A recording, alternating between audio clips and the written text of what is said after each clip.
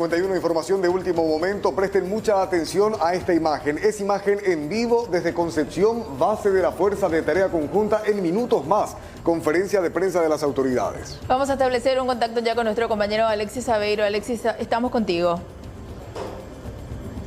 Amalia, Mariano, ya está todo dispuesto para que en instantes más se inicie la conferencia de prensa. De hecho, la comunicación que tenemos es como ya inclusive adelantábamos en el contacto anterior, que la información va a ser verticalizada a través del ministro de Interior, Euclides Acevedo. Si bien podemos observar la presencia de 3 sillas en este sector, evidentemente quien por lo menos es anunciado como vocero de esta conferencia de prensa es el ministro del Interior, Euclides Acevedo, teniendo en cuenta que llegaba hasta este sitio cerca de las 7 de la mañana aproximadamente, se reunía con las principales autoridades del sitio, también la conversación que se daba con el agente fiscal Federico Delfino, que estuvo hasta cerca de las 2 de la mañana en la zona en donde se produjo el secuestro, distante a unos 40 kilómetros del casco urbano de la ciudad de Villaú. Terminado ese trabajo, continuaron con la planificación, hablamos de todo el despliegue que sigue ejecutándose en toda esa zona del país. Si bien una importante comitiva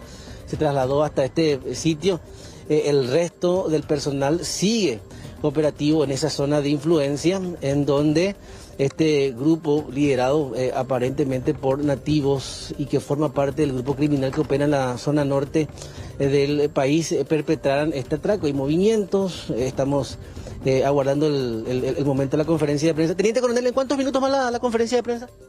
Sí, a las 8 está fijado, a las 8 la conferencia de prensa. Sí, ¿El único vocero hasta ahora? Sí, el señor ministro del Interior, así es. ¿Otras personas destinadas a la conferencia? Bueno, por de pronto solamente él es el que va a hablar, así es. ¿Un operativo? Así es, gracias. Teniente Coronel Apestegui, evidentemente no está habilitado como vocero, sin embargo siempre también dispuesto a conversar con nosotros y evidentemente ya dándonos detalles de lo que va a ser esta conferencia de prensa en minutos más en la sede del COI, a diferencia de la anterior que se realizaba en una sala completamente cerrada. Esta es a cielo abierto y estamos muy expectantes, muy atentos, Amalia, Mariano, a qué es lo que pueda expresarse con relación a lo que ya por lo menos se sabe de manera preliminar, si pudieron acceder, si hay alguna información. La familia ya descartaba una comunicación de pedido de rescate. Si efectivamente esa es la intención o finalmente también la otra que ya o de la cual ya se hablaba la semana pasada luego de que se perpetrara esta incursión y finalmente derivara en un enfrentamiento durante la cual terminaran falleciendo estas 2 niñas militantes del grupo criminal, hijas de los principales líderes. Y hago referencia a ese hecho teniendo en cuenta que o pudiera haber cierto pago de rescate o también una demostración del grupo criminal que sigue muy operativo a pesar de las bajas muy sensibles que sufrieron en las últimas semanas. Pero bueno, esto hasta ahora es una mera especulación, así que estamos muy expectantes. Reiterar esto, a diferencia de la semana pasada en la cual nosotros, Mariano, Amalia, observábamos una mesa llena de voceros, encabezada inclusive en su momento con el propio presidente de la República, el general Grau y otros referentes como Federico González. Esta vez aparentemente el único vocero será el ministro del Interior, Euclides Acevedo, quien ya se encuentra hace exactamente 1 hora en la base de operaciones de las Fuerzas de Tareas Conjuntas. Muy pendientes, Alexis, de lo que vayas marcando. Recordarle a los televidentes que ya más temprano también las hijas, tanto Lorena, Silvana como Beatriz, daban una conferencia de prensa pidiendo por sobre todas las cosas por la salud de su padre, medicamentos que tiene que utilizar necesariamente, también su condición médica de diabético tipo 2, hipertenso y con una cirugía del corazón muy reciente, y así también por supuesto que estaban abiertas a cualquier tipo de negociación, que esperan desesperadas una comunicación. Se descartaba también con ellas la posibilidad que una tercera persona haya quedado como especie de mensajero.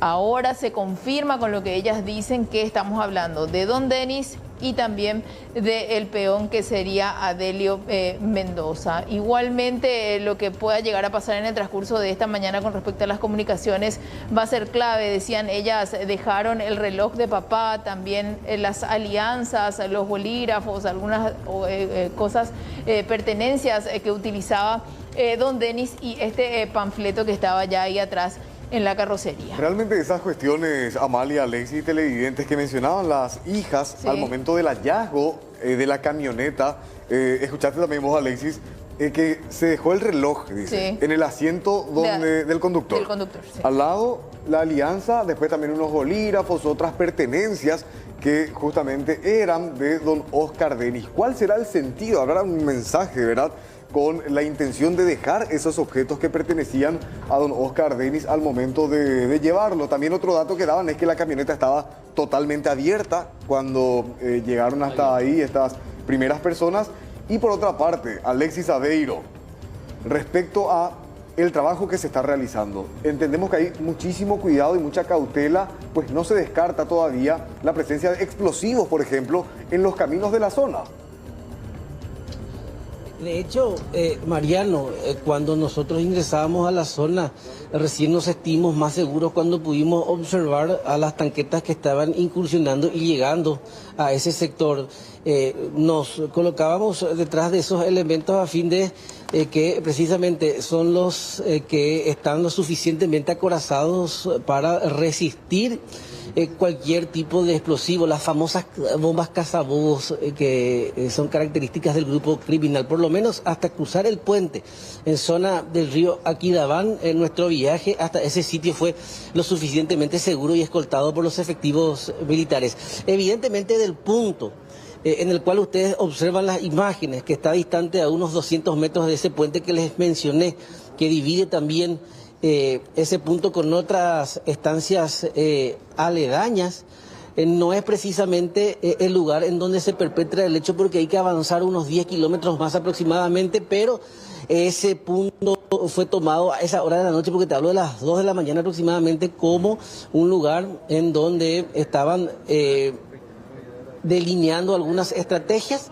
Y es ahí cuando yo intento conversar con Federico Delfino y nos mencionaba que finalmente todo va a ser ya verticalizado aparentemente. Ya fue reacio inclusive a dar declaraciones a la prensa. Se comprende mucho ese tipo de situaciones, pero evidentemente estamos muy atentos a lo que pueda decir el ministro del Interior y finalmente qué es lo que va a responder en base a algunos cuestionamientos, como por ejemplo la presencia de las Fuerzas de Tareas Conjuntas que supuestamente estaban operativas desde que se produjo el enfrentamiento en ese campamento. Sin embargo, esto se da a unos 60 kilómetros aproximadamente en línea recta de ese sitio. Gracias, Alexis. Ya te esperamos para edición matinal en una nueva entrada y pendientes de esta conferencia de prensa. Muy amable. Hasta el próximo contacto. Es cuestión de segundos nada más. De hecho, ya vienen los compañeros Rolando Rodi y Solange Encina para seguir informando en esta mañana aquí por C9N. Señoras y